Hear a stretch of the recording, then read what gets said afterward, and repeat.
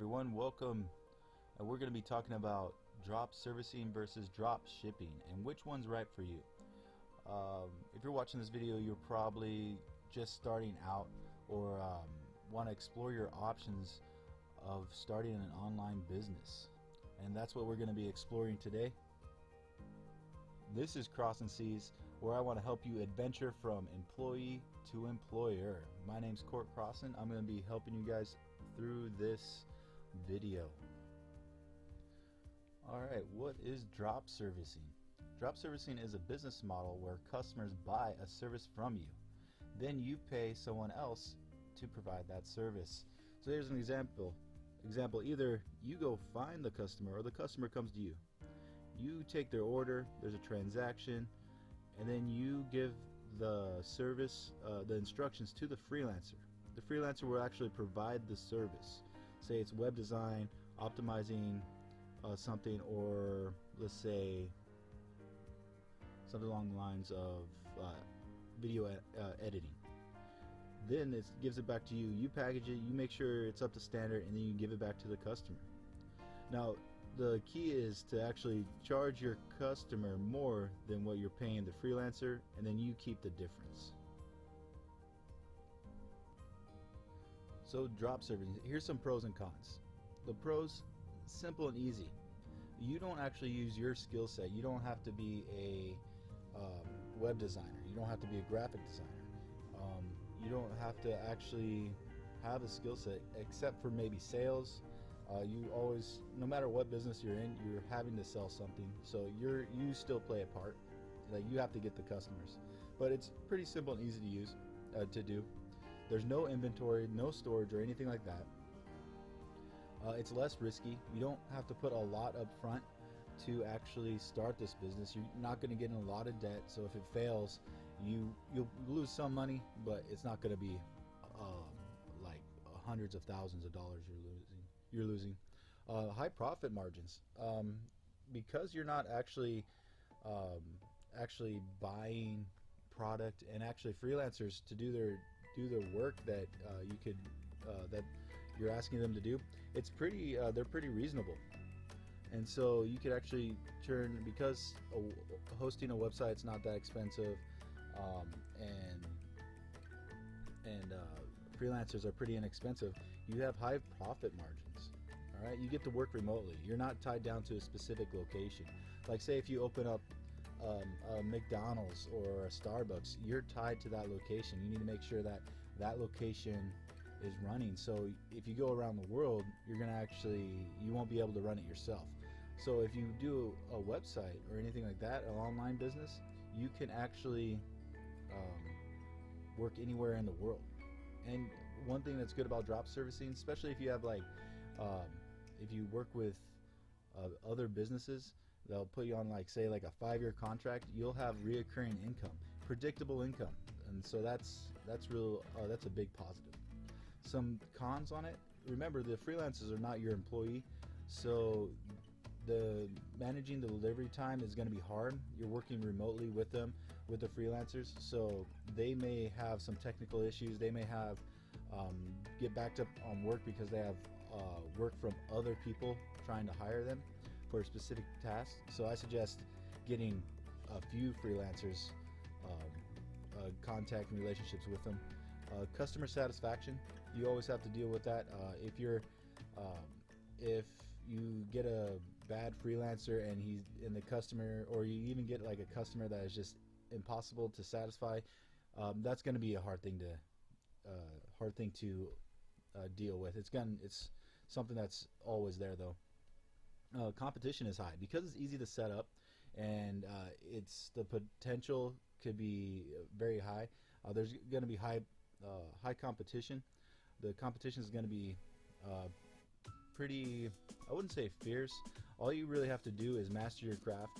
If you do your drop servicing well enough, you'll stand out. You just have to be, it's kind of like that adage of you don't have to be faster than the bear. You have to be faster than the person next to you to outrun the bear. And another thing, freelancers may not always be available. You may get loads of work, but you just might not have enough freelancers to actually do it. Next, I'm going to give you some ideas on what services you can provide. So, web page development. You can go CEO. What that is basically search engine optimization. Some businesses have no idea what they're doing with that. They think, oh, web page is where you're going to get the best, is going to solve everything, and that's not really the case. There are a lot of websites out there, and you want yours to stand out in search engines. So that's going to be a good one. Guest post, guest blog. You see ask a blog, can I get posts on there, or if you need content, like I'll provide that. We'll do the research and stuff like that, and they'll post the content. Graphic designing. Every new business needs a logo. YouTube video, YouTube gamers, people who do YouTube videos, they all need some sort of graphic designing. Business cards. Send emails to people saying, like, I'll design your business card, stuff like that. Video editing and animation, backlinking. That's basically if you have a blog or articles, or say even something like Wikipedia, you backlink it, meaning that you'll help the other person link to other websites to help them rank, because that's one of the things that Google looks at ranking. And then writing content. It could be anything. You write content for blogs, for YouTube videos, for Instagram posts, anything like that. You may be asking where to get freelancers, and there's all sorts of websites. Here's a few. People Per Hour, Freelancer.com, Fiverr. Fiverr's a good one. I like Fiverr. I use that one a lot. Guru, Pro Blogger, and Upwork. You just go to the search engine and look those up. You'll find some pretty good freelancers. So what is drop shipping? Drop shipping is a business model where customers buy a product from you, then you pay the supplier for the product, and then the suppliers ship the product to the customers. So this is what it looks like. You have a website, or most of the time it's a website. You could do this. You could have a stand. Let's say you have a swap meet, and you take orders, but the customer comes to you, say at your stand or most likely your website, and they buy a product from you. They pay you for a product. Then you go to the supplier and purchase it from them. But instead of them shipping it to you, they ship it straight to the customer. It's a pretty convenient business model. All you really have to worry about, well, there's a lot to worry about actually. You still play a role. All these business models involve some sort of work. All right, so here's some pros and cons for drop shipping. Some pros: very little overhead. To run a website, it's very inexpensive. I go through Shopify, and I think it costs me about $32 a month. You don't have to worry about inventory, storage, or packaging. Say you're selling used stuff on eBay. You have to have the item, so now you have to store it. And not only that, when you sell it, you have to package it and send it to them. With drop shipping, you don't worry about any of that. Not your personal inventory anyway. It's scalable. If you're selling items through your website, all you simply do is sell more of those items. That's about it. And it's less risky. It's less risky because you're not putting a lot of money up front. You're not investing a lot of money to run your business. So if it goes under, if you're like, man, I'm not making money at this, you could cut your losses and it won't be too expensive for you. You're not going to lose $100,000 off of it. You could, like drop servicing, you could work remotely anywhere in the world, because it's online business. All you need is an internet connection and you're good. It's a fast startup. You could start it if you already have your business license and all that stuff. You could start it from probably in like a week if you're real studious, and get it all set up, get your domain name, all that good stuff. It takes, say, about a week or so. Some of the cons: low profit margins. Because of so much competition, especially with Amazon, you're probably going to have to offer free shipping, but someone's got to pay for the shipping, and that will be you. Unless you can find a supplier that offers free shipping, then you're golden on that part.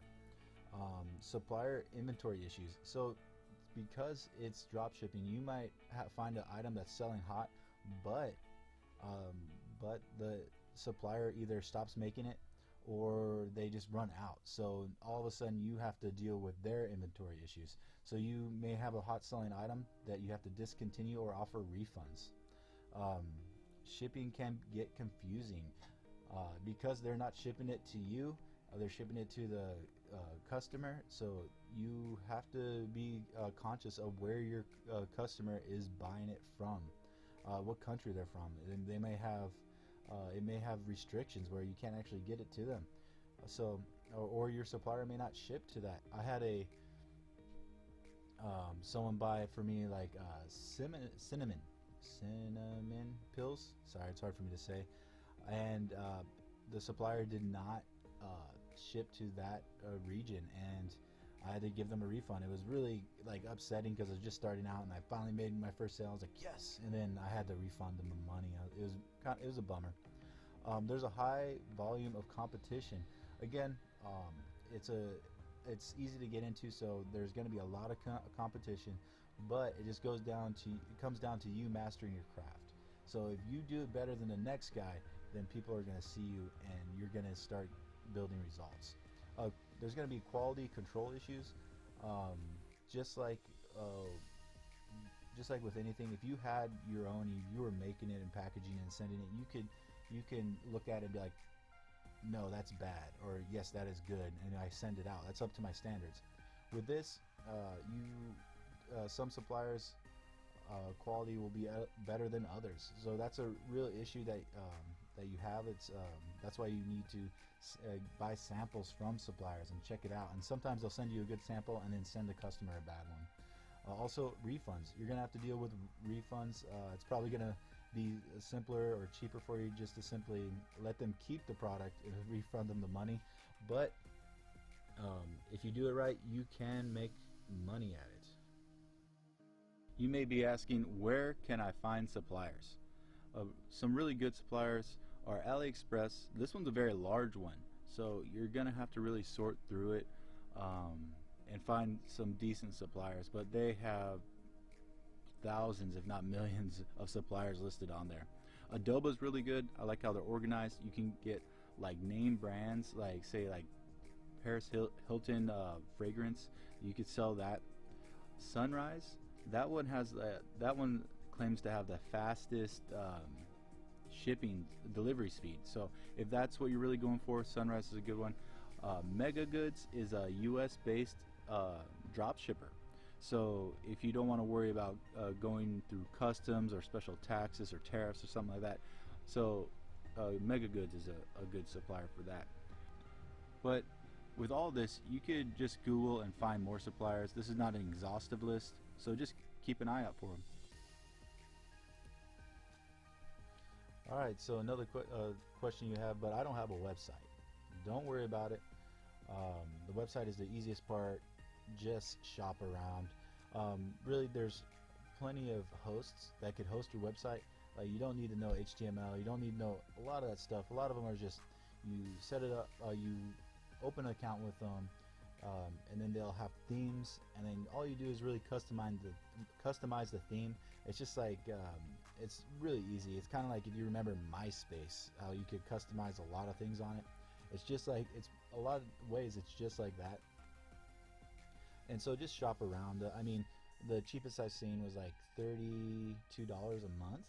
And for me, that's real reasonable, because a gym membership is more expensive than that. One of my main tips is to do some research and research the market and know your niche and your customer. Remember, in any business, you're selling something. You're either selling your services, you're selling your products, you're selling your trust, yourself. So always know your niche and know your customer, what they want. Know your niche, like what's going on in that niche, and then know your customer. Because if you're just going out there and selling like the whole thing, like selling ice cream to Eskimos, you're gonna have a hard time. But say there's a big trend of sweaters for your dog, and then you get on that trend, and then you'll make money. But say there's a heat wave, no one's gonna buy sweaters for a dog in a heat wave, you know. So another tip with freelancers: test them out. A tip with suppliers: get samples from them, test them out, see how they work. There's going to be a lot of trial and error, but don't give up. Thank you again for watching. I hope you guys got a lot out of this video. I hope you were able to decide which business model is better for you. And like, share, subscribe, do it all. Thank you very much. In the description, I'm going to have a link. That links to a free ebook. It's the same ebook that I read that really got me onto this journey I am now. To me, I feel it's probably the #1 business models that you can actually have and do online, and that ebook really helped get me started on it. So thank you again for watching. This is Crossing Seas. I'm Core Crossin. Leave a comment below of maybe what you want to see on this channel, and thank you.